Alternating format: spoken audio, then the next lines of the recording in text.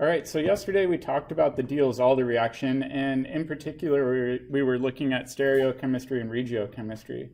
And we said that when you're looking at your dienophile, if your electron withdrawing groups are on the same side of your original dienophile, they're going to end up being on the same side of your final cyclized product, either both wedges or both dashes.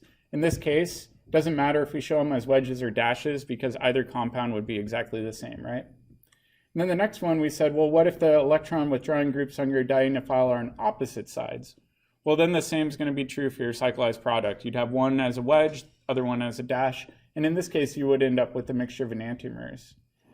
And then last but not least, we said if you've got an electron withdrawing group on your dienophile coming off of a triple bond, really we don't need to worry about stereochemistry because you're not actually creating any stereocenters in this product, so you don't need to worry about dashes or wedges. And then we said even further than that, you can start looking at, well, what if my diene has methyl groups or some sort of substituents coming off? Well, then we also need to pay attention to stereochemistry for the diene as well. And in this case, we drew out all four potential products. We realized that two of them are identical. So in this case, we're actually getting a pair of diastereomers. All right. And then last but not least, we finished up talking about this problem. Regiochemistry. So what happens if we have non-symmetric molecules? How do we know which one's going to be right side up, or do we need to flip one upside down? And we said that whenever you're stuck in this situation, the best thing to do is to draw out the resonance structures for your diene and your dienophile, and then look at the reactive carbons. Whichever reactive carbon is delta negative wants to pair up with a reactive carbon that's delta positive. So in this example, we said that option 1, the top option, wouldn't be as preferable as option 2 because option 2 allows us to pair those opposite charges together. All right, there's one additional thing we need to talk about, and this is called endo versus exo addition. All right, so I'm going to show you an example using the molecule that we actually had in our problem of the day. Let me blow this up even more. Where we have cyclopentadiene. It's that pentagon with two double bonds in it. All right, in this situation, we could react it with a dienophile. So maybe our dienophile looks like this, where we've got a double bond there. All right, so we're going to react the carbon ends of my diene with the two carbons of my dienophile like that. And we'll take this pi bond over, this pi bond over, and that pi bond over. So we're going to do the full cyclization. And now we can go ahead and we can draw our product. All right, so we're forming a 6-membered ring. We'll have a pi bond. And then this carbon right here, let me even highlight that so it's more noticeable. That carbon right there, where's that going to be? It's going to be kind of a roof over the top. So I'll go ahead and I'll draw it like that. So we'll have this carbon as a roof, and we'll highlight it out like that. So we've done half of it, but now we have the remaining ring. So we're going to go ahead and we're going to draw that in, kind of like this. But if you notice, we've got stereocenters right there that we've formed. So the question is, will this be R or S? Meaning, how are we going to orient this new group? So let's think about this in terms of its transition state, and then we'll come back. So let's do the side-on view of the transition state.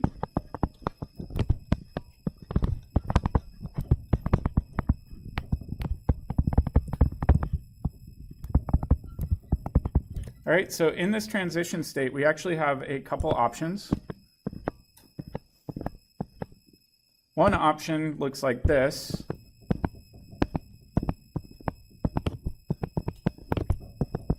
Or maybe during this transition state, they're docking kind of like that. And we're breaking these pi bonds right here, and right there. So do you see how that's kind of an edge on docking? So they're kind of laying like that on one another. Let's compare that to complete overlap docking.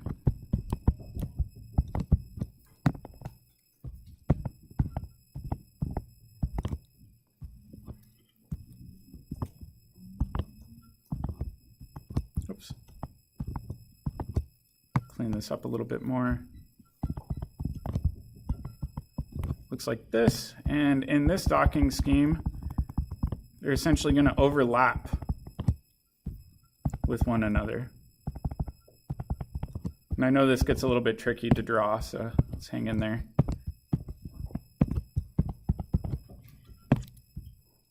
Oops, and I forgot to draw that.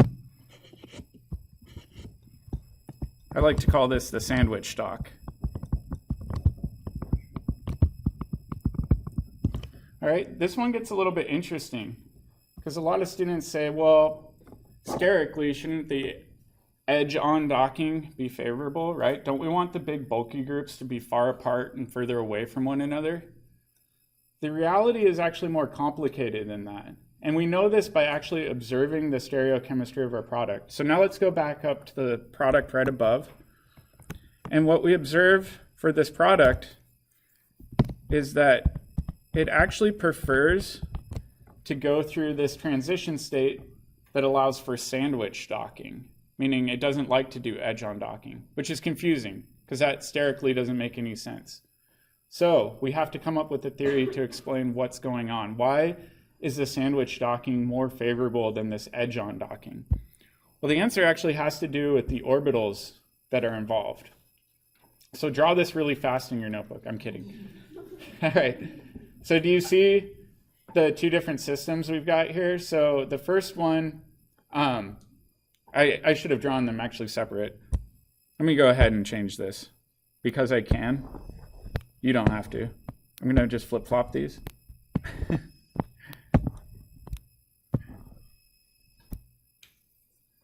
All right. And I'm going to move this up just so we can compare each of these. All right. So we've got sandwich docking on the left, edge-on docking on the right. Does that make sense so far? Sorry, I did the switcheroo on you. Yeah. So sandwich is endo and edge-on is... Yep, sandwich is endo, edge-on is exo. All right, so now let's go ahead and look at this now that we've got everything lined up. So the endo one, like I said, is sandwich. Exo is end-on. So the cool thing is when we do this sandwich docking, we end up with these secondary orbital interactions. And so what I mean by that is these orbitals and your diene will actually interact with the orbitals in your dienophile right there. So these secondary interactions actually stabilize the transition state and allow it to occur at much lower energy, which means that essentially underneath here, that this whole group likes to be tucked underneath. Doesn't want to be out and away.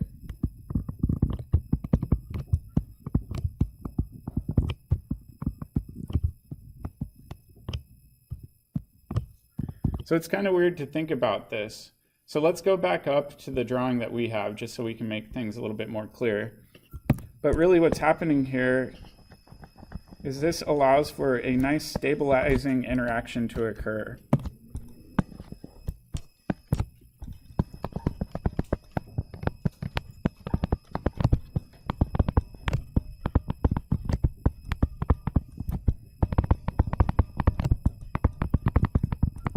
All right, so that's essentially explaining what's going on here. So let's go ahead and draw this a few different ways. So I'm going to go ahead and redraw this down below.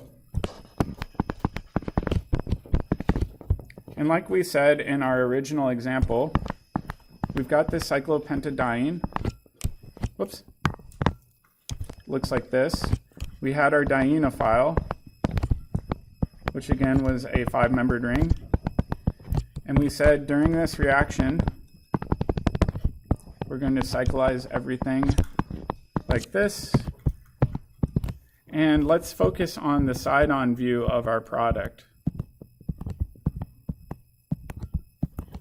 So like I said previously, this carbon right here is going to be our roof, meaning it's going to kind of be sticking up. And then down here,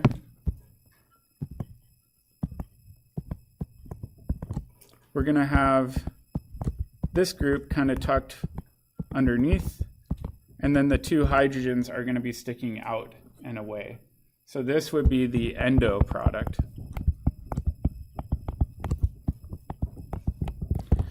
The other way to describe the endo product is that your dienophile wants to be closer to your longest bridge. So if we think about our bridge heads here, right? I've got this bridge over here in purple, right? And then over here, I could say, well, I've got this bridge in red. The question is, which bridge head are we closest to? The purple one, right? So if we look here, this group wants to be closer to the longest bridge head.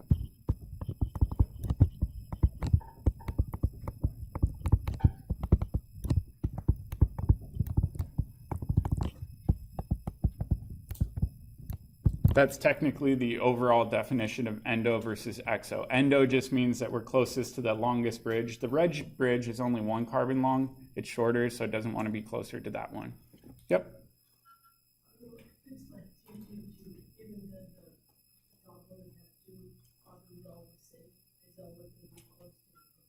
Yeah, that's a good question. What if the red bridge were 2 carbons? In that case, we do always say that it still wants to be stacked underneath the diene, but you might need to look at it more 3-dimensionally. I will say my goal is never to trick you when we do these problems, but I do want you to remember that when you're drawing this, a lot of students will just defer and they'll say, well, anytime I draw these, I always want to make sure that those bonds that I formed there are dashes to indicate that they're tucked underneath. So if you have trouble drawing the side-on view, you can draw this view right here. Just make sure you pay good attention to showing any and all stereochemistry. Make sense? Do you want to try a couple others? Let's try one more.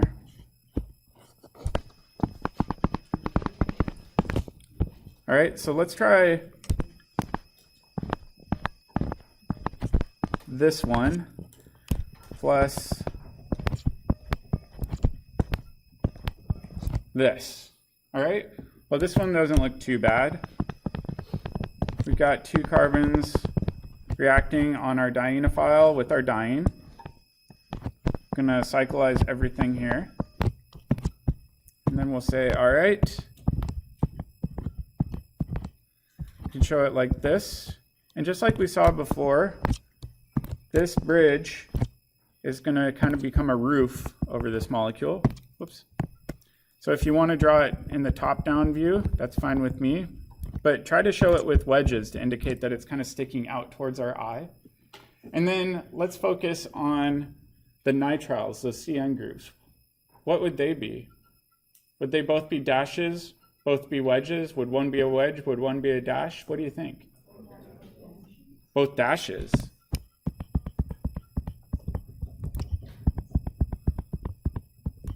All right. So let's try to draw so this is top down. Let's do the side on just to compare.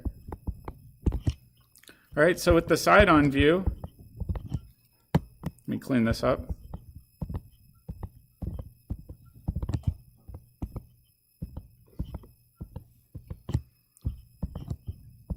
We're going to end up with something that looks like this, where we've got that bridgehead carbon kind of acting as our roof.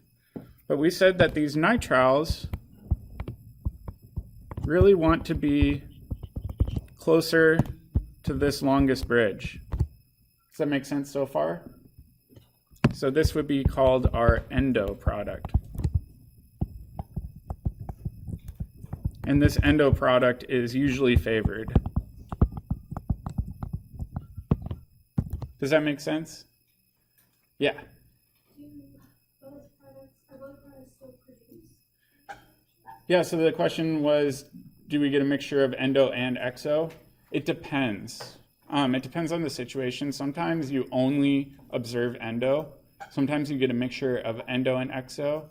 And sometimes if you use a special catalyst, you only get exo. We're going to assume that the endo product is going to be the only product for right now, just to simplify our lives. So on this quiz tomorrow, you give me this problem, I'm going to go, endo product. Yep, so the question was, tomorrow on the quiz, if I were to give you this these starting materials, I would want either one of these as your given answer. Does that make sense? The weird thing is with the endo versus exo system, that really only applies if you're starting with the cyclized diene. So you don't have to worry about it if you don't have a cyclized diene because you don't really have two bridgeheads to compare against, right? It only is true when you're forming a bicyclic ring system.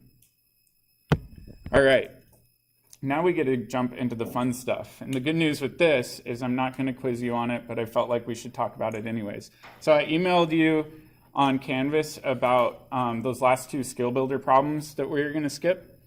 But I wanted to briefly cover them in lecture just because I feel like it's my job as a chemist. Let me blow this up. So the first thing I wanted to talk about was electrocyclic reactions. This won't be on the quiz or the exam, but it's kind of cool. And we covered this briefly, where we said an electrocyclic reaction takes a conjugated starting material, like this, and then it essentially will form a ring. All right, so what happens is these two carbons, the orbitals will overlap and will form a new sigma bond, but that requires the electrons to hop over, and we'll move this pi bond over and this pi bond over.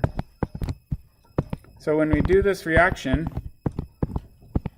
we're going to form a new ring.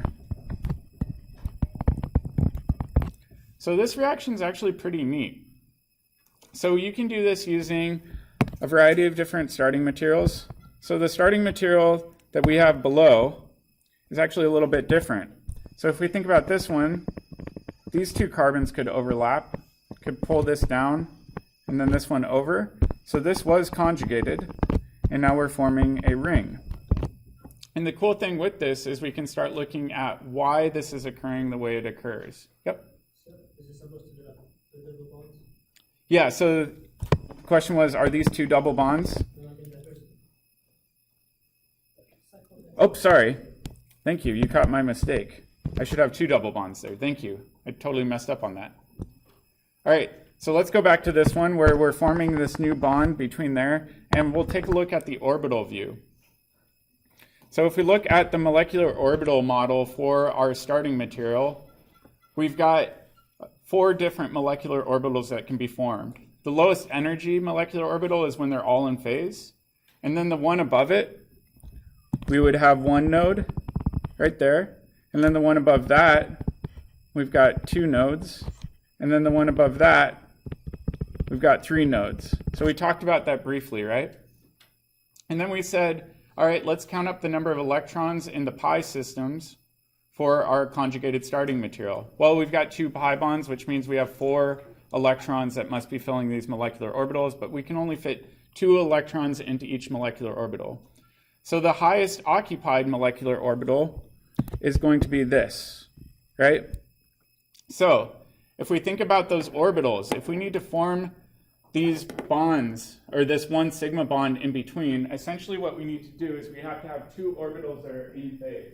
So you see the shaded orbital underneath is in phase with the shaded orbital on the left-hand side that's pointed up. So essentially what we have to do is we have to twist these orbitals either clockwise together or counterclockwise together to get orbital overlap. Does that make sense so far? So let's make a note on that.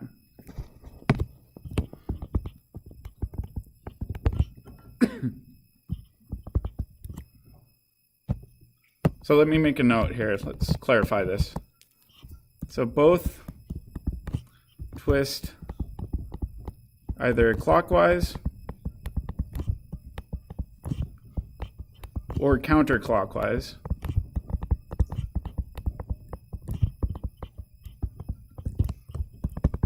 to allow in phase orbitals to overlap. All right, the cool thing with this is called conrotatory, meaning they're twisting in the same direction. All right, so when we do that, the net result is one of the methyl groups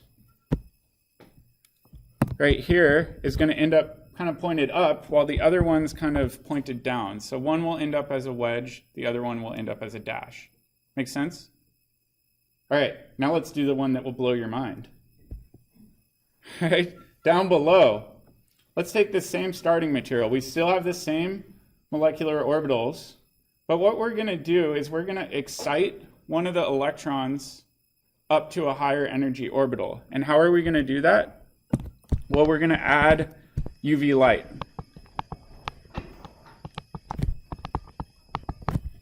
And so essentially what happens is this electron gets excited up to the next higher orbital state, right? So now where is our HOMO? Well, it's going to be the highest orbital that contains electrons now.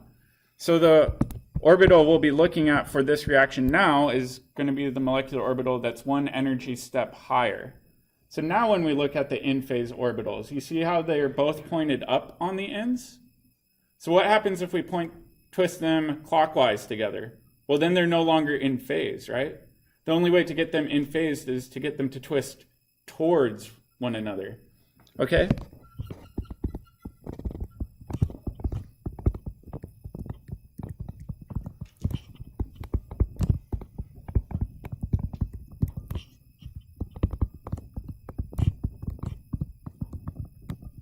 Okay, and when we do that, the weird thing is now these methyl groups are going to be sticking up, not one up and one down. So that New York Times article a few of you read talking about how frustrating organic chemistry was, they actually had a little section on this where the lady said organic chemistry makes you want to pull your hair out because sometimes you run reactions in light and you get one product. Sometimes you run reactions in heat and you get a completely separate product. And then she invoked magic fairy dust for the third reaction. But either way, this kind of explains this difference. Sometimes we observe unique stereochemistry depending on whether or not we're running a reaction in heat or light for these electrocyclic cyclization reactions. But I will say this gets pretty confusing. Much of it depends on the number of pi bonds that you have in your system. In this example, we only had 2. In the top example, we had 3. It depends. So you'll get different stereochemical outcomes depending on the number of pi bonds that you have in your system. Does that make sense? I just wanted to briefly introduce this to you because you might see this in some of your future chemistry classes. All right. There's one other thing, just because I like covering it, is the chemistry of color. So if we look at molecules, let's actually just go ahead and skip to vitamin A right here and focus in on this box.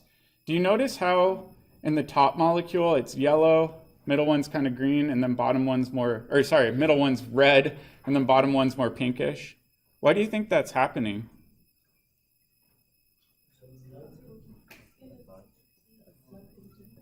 So extended conjugation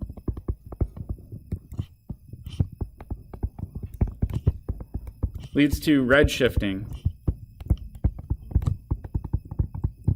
meaning the molecules show up redder and redder. Why? Lower HOMO-LUMO gaps, meaning it requires less energy to excite those electrons up, meaning it absorbs that light. So it's kind of cool that we can see this. In fact, the chemical industry, especially that makes dyes, they try to play around with this. So if you look at a lot of the dyes that you use in like your biology lab, some of them look like these funky ring systems where you've got a huge amount of conjugation, and they can tailor the amount of conjugation to give you a specific colored dye. There's a few different types of dyes. So indigo was one of the most popular ones. Those were made in the mid-1800s. Some of the more popular ones nowadays are ones that look like this. These are commonly used in a lot of food dyes, but you can see they're kind of fused aromatic rings, and we can tailor the conjugation to give us a specific wavelength. So it's kind of cool that we can do that. There's a whole section in your book about the Woodward-Fisher rules where we can actually predict the color of a molecule by adding in all of these values together. Again, I'm not going to quiz you on that tomorrow just because it's, in my opinion, not super important. But it is kind of a cool thing that we can control the color of molecules by adding more and more conjugation or less conjugation to this system. All right, last one. It's the chemistry of vision. So this is kind of neat. I heard a few of you were talking about colors in biology recently. Is that somebody? Yeah. So in bio, you might have talked about this, but the way it works is that you've got these proteins in the back of your eye that are really sensitive, right? So what happens is you'll have light that will come in through your eye, hit one of these rods or cones, and it will actually react with one of those double bonds in your eyes, and will actually isomerize it between cis and trans, depending on whether or not light is applied or not applied. And what happens is essentially this protein can detect when it's being brushed up against by this tail end of this molecule here. When that happens, it sends a signal to your brain saying, hey, you're actually seeing light of a specific wavelength. So a lot of this chemistry is directly related to biology and our ability to excite those pi bonds. And when we excite the pi bond from that HOMO level to a new HOMO level, we actually break that double bond. We allow it to rotate between cis and trans, and we can use that for vision. How many of you have heard about the mantis shrimp? All right, I like sharing this just because it's fun.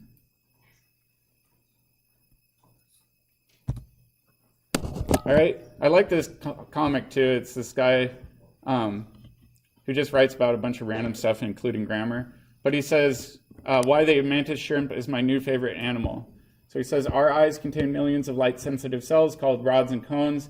They enable us to see light and motion. This also enables us to see color. And so they talk about dogs. Dogs have two. So you might have heard that dogs are colorblind. So I know with my dog, I have an orange chuck-it ball. I throw it in the grass. Apparently, that's like the worst color for a chuck-it because they can't actually see orange. I'm like, all right, whatever. She still finds it. So dogs aren't the best. Humans, we've got three. We've got green, blue, and red. That red cone enables us to see a lot more color than dogs. So we can see things like orange and purple a lot better, unlike a dog. Butterflies are pretty cool. So butterflies have two additional ones. That allows them to see infrared light. So when they're looking for specific flowers, they can actually target those flowers of a specific color a lot more readily than a human being might be able to. And then they start talking about the mantis shrimp. So mantis shrimp don't have two. They don't have three like us. They don't have five like butterflies. But they have 16 different color receptive cones. So they're able to detect a huge number or a huge variation of light frequencies, which is pretty cool. So he goes on and he says that they can see this thermonuclear bomb of light and beauty. So the shrimp itself is pretty cool too. It's really bright and colorful. Does anybody know why this might be useful for an animal that lives deep in the ocean? There's a couple reasons that are theorized at least. Not much light to pick up. That and they're looking for really subtle changes in movement, right? So if they're trying to hunt something that's buried in the sand, they're looking for it to barely move, and then they dart out and eat it. All right, so pretty cool shrimp. And then they talk about how they're really kind of violent creatures too. I won't read all of this. In fact, they're so powerful that they say they accelerate with the same velocity as a gunshot, which I thought was pretty impressive, which means you can't keep them in a fish tank. They'll actually bust through the glass. Just kind of neat to learn about. And they actually kill their prey with shock waves, so that's why they move super fast. So he calls these his tiny murder sticks. But anyways, it's just kind of fun to read about. I love this guy's comics.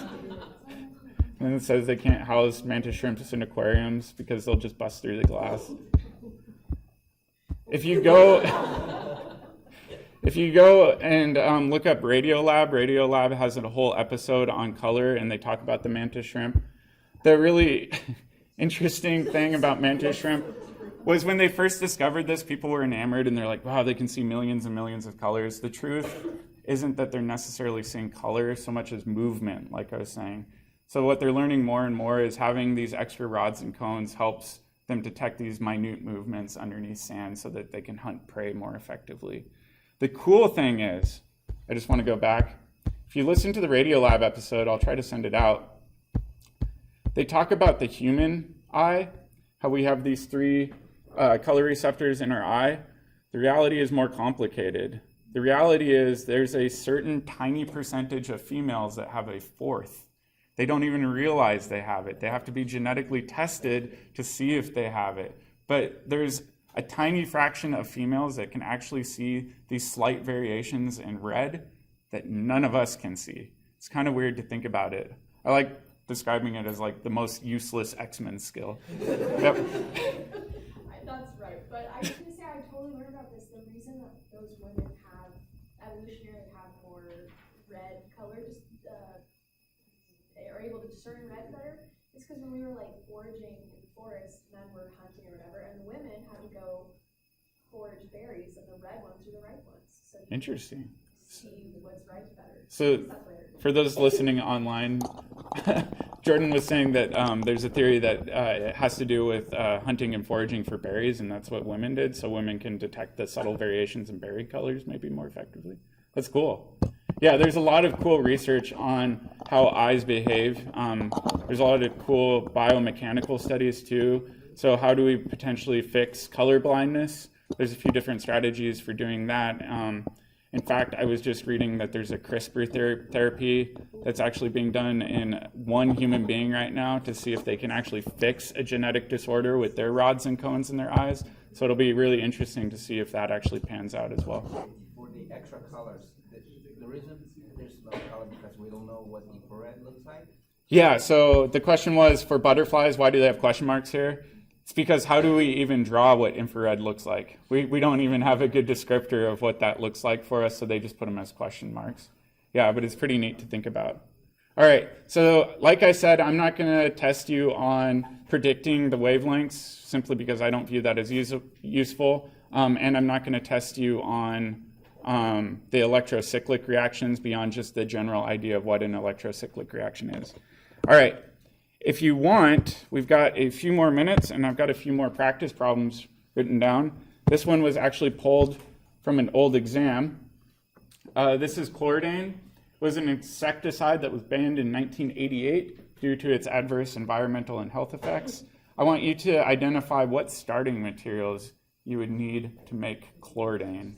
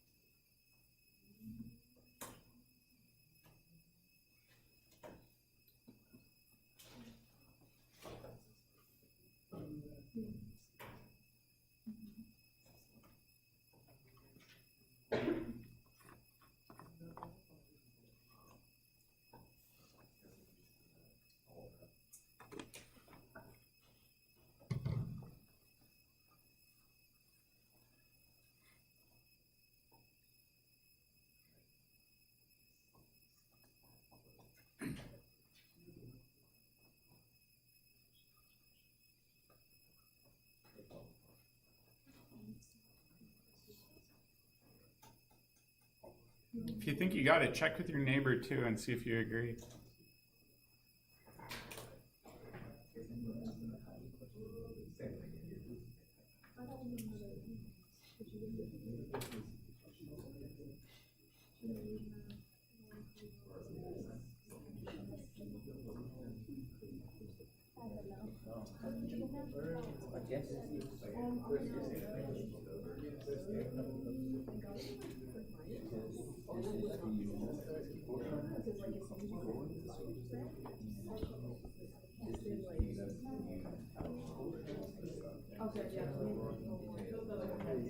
Also, if you want to get really fired up about political activism and environmental public policy, do a quick Google search on insecticides right now. You'd be kind of shocked what's going on in our federal government.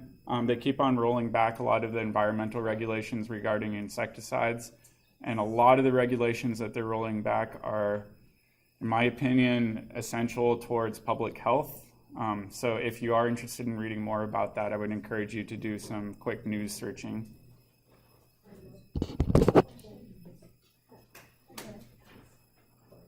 All right, who thinks they got both starting materials? All right, so let's check. Immediately, what I would do in analyzing this is I'd say, hey, this looks a heck of a lot like that endo, or the endo product, right? It's closer to the longest ring system. So what I would say is, well, this probably at some point was one molecule, right? So I'll go ahead and draw that underneath here. So we'd have 2 chlorines. What else am I missing, though? Double bond. All right, so the double bond must have been right there. Okay, that leaves us with the other molecule, which is going to be right there. So I'm going to go ahead and draw that as just a flat ring. That way our head doesn't hurt. And we've got 2 chlorines coming off the roof. And we've got chlorines coming off right here and right here. So now we can go ahead and say, well, how in the heck does this mechanism work? Nope. Thank you. I am forgetting a chlorine.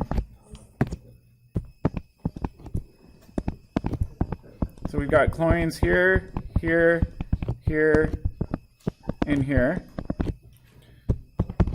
You might be unsurprised to find out that chlorinated hydrocarbons typically aren't very good for the environment. And during this reaction, we're going to react this end with that end. And pull this pi bond over, that pi bond over, that pi bond over, and we can end up making Chlordane in pretty high yields that way. So that's how these chemical companies were able to produce this insecticide. Yep. Yeah, so the question was, might we get a little bit of exo? Potentially. I'm actually not sure for this one. But as far as we're concerned, we're going to assume that for all of our reactions, endo will be our major product, and that's the only one you need to draw. Yep. All right. This one is from the book.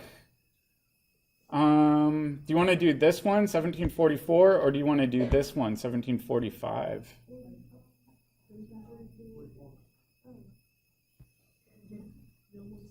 No more synthesis?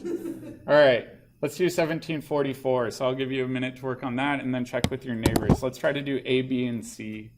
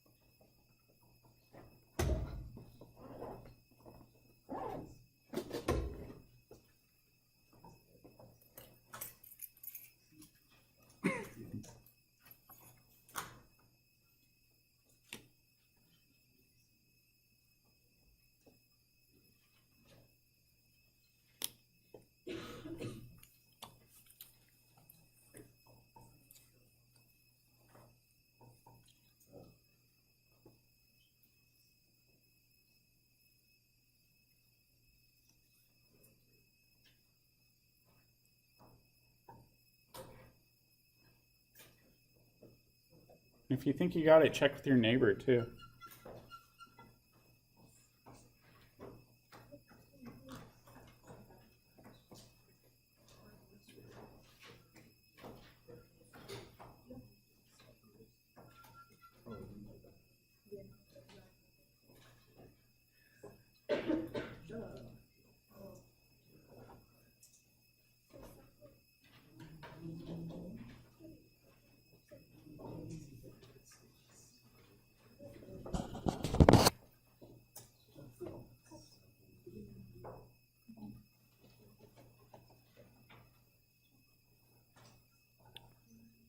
All right, let's check A really quick. So over here, I'm going to draw the two components that make up A. So if we think about A, we must have had a diene, right? So that's a good starting point. And it looks like we had two methyl groups coming off, and they must have been coming off that position, right? All right, so let's think about the other component. Well, we must have had a dienophile, and in this case, it was made up of a pi bond. Do you think the carboxylic acids are going to be cis or trans to one another? Cis.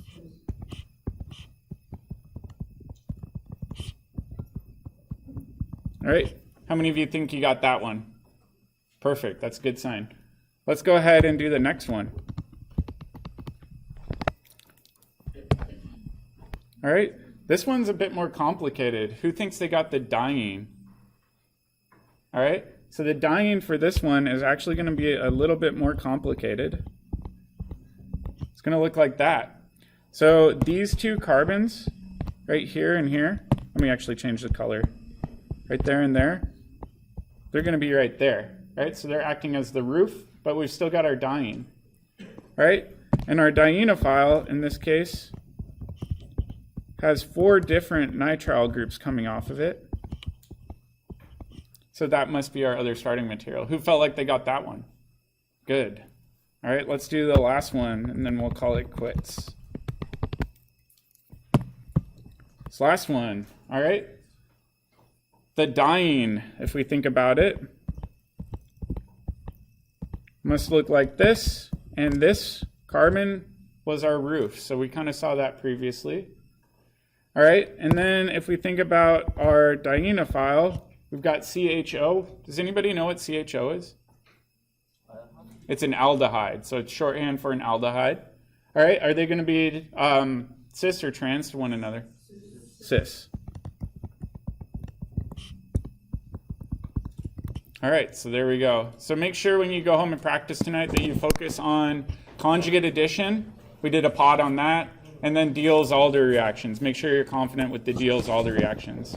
Tomorrow we'll have a 1-page quiz, not front and back, just 1 page, and then we'll jump straight into the next chapter.